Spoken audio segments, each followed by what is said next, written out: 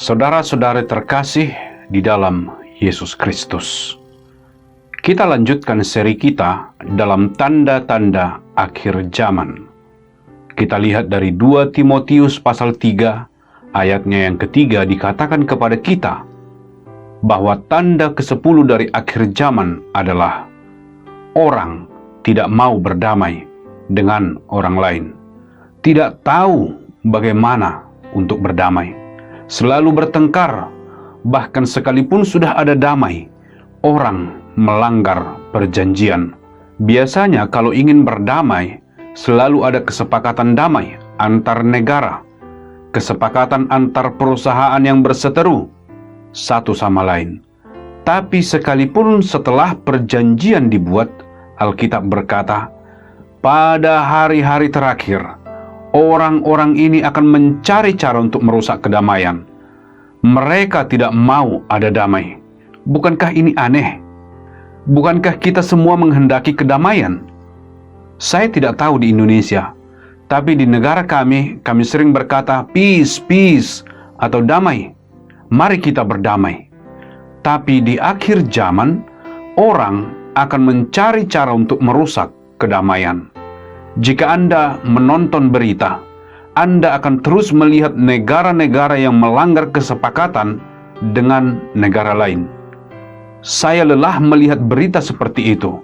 Kalau Anda menonton Presiden Amerika Donald Trump, dia terus melanggar kesepakatan damai dengan negara lain. Amerika adalah sebuah negara besar dan membuat kesepakatan besar dengan negara lain. Kadang-kadang butuh waktu 10 tahun untuk membuat kesepakatan yang dapat diterima oleh kedua belah pihak.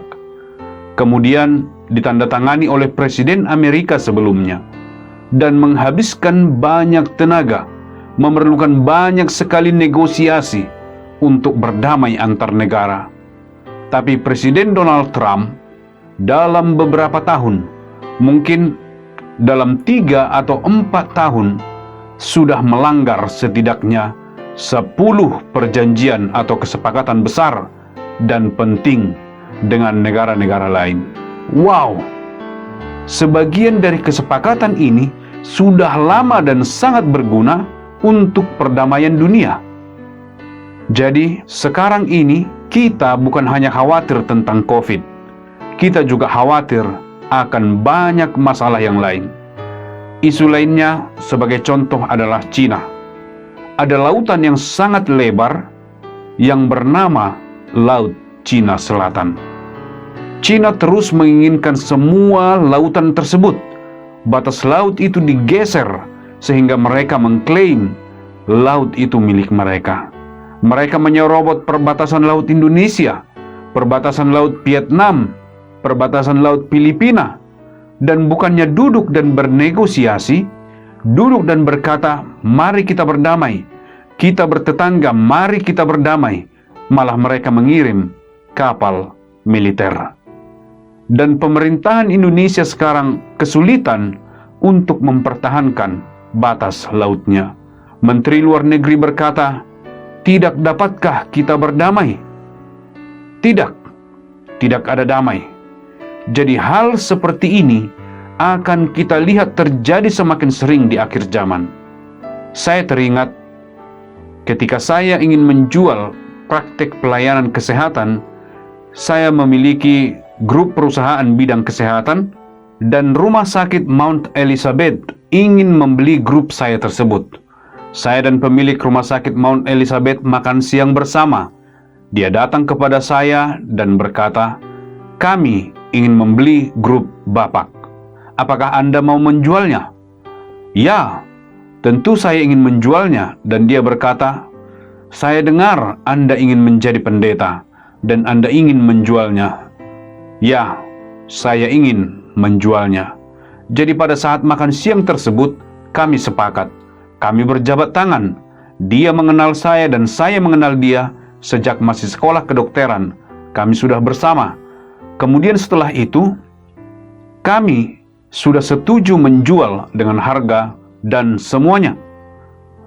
Kemudian, ada sesuatu yang terjadi di Singapura yang tidak menguntungkan baginya pada waktu itu untuk membeli grup saya, dia bisa saja dengan mudah berkata, "Maaf ya, kita sudah berjabat tangan, tetapi kondisinya berubah. Ini buruk, tapi bisnis ya seperti itu." Tetapi dia tidak melakukannya setelah dia menjabat tangan saya.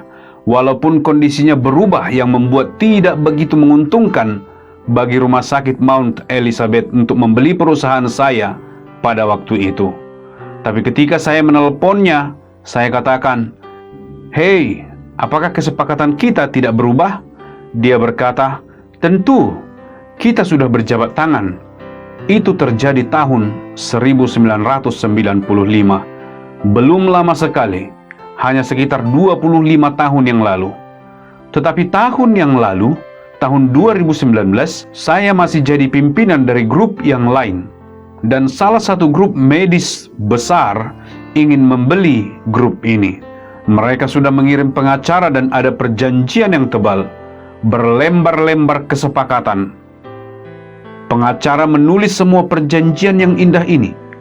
Pihak pembeli menandatangani, pihak saya menandatangani. Tapi tahukah Anda apa yang terjadi setelah ditandatangani? Ada perubahan kondisi dari pasar bisnis dunia. Pembeli berkata, "Kesepakatan kita batal." Bagaimana mungkin kesepakatan kita batal? Anda sudah tanda tangani. Ini tidak baik. Silahkan temui pengacara saya. Jadi apa yang kita lihat sekarang ini adalah orang tidak peduli untuk berdamai. Bahkan ketika sudah dibuat kesepakatan, orang tidak takut untuk melanggar kesepakatan tersebut. Itulah hidup sekarang ini. Dan kita akan lihat lebih lagi. Itulah sebabnya pengacara sekarang ini sangat-sangat sibuk. Itulah mengapa Kementerian Luar Negeri Indonesia sangat-sangat sibuk berusaha membuat kesepakatan dengan Cina atau dengan negara lain. Tapi kita bersyukur kepada Tuhan, sekalipun kita tidak bisa berdamai dengan semua orang, sekalipun kita tidak bisa memegang janji semua orang karena mereka melanggarnya, kita bisa mempercayai janji Tuhan. Allah memberikan janji yang sederhana. Allah berkata kepada kita semua, "Karena begitu besar kasih Allah akan dunia ini, sehingga Ia telah mengaruniakan anaknya yang tunggal Yesus Kristus, supaya setiap orang yang percaya kepadanya tidak binasa, melainkan beroleh hidup yang kekal." Anda bisa mempercayai janji ini. Anda bisa mempercayai perjanjian ini antara Allah dengan kita. Anda percaya akan apa yang dilakukan anaknya Yesus Kristus di atas kayu salib, bagaimana Dia telah mati untuk semua dosa-dosa Anda.